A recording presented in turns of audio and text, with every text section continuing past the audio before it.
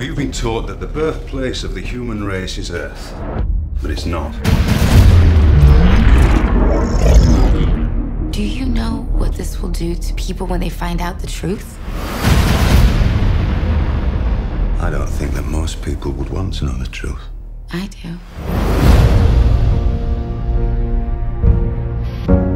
Your planet was seeded by brass axe industries roughly 100,000 years ago. It's one of the most powerful dynasties in the universe.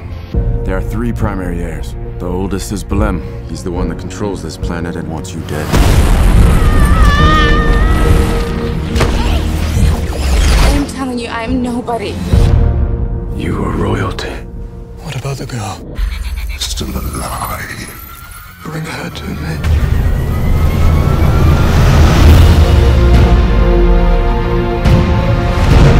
When the exact same genes reappear in the exact same order, it is what you call reincarnation. Her Majesty's life is going to change, if she wants it to. I'm still the same me. Right now, Balem owns the title to Earth. Once you claim it, the Earth will belong to you. I will harvest that planet tomorrow before I let her take it from me. Have you ever seen a harvest? Never. But I've heard they feel no pain.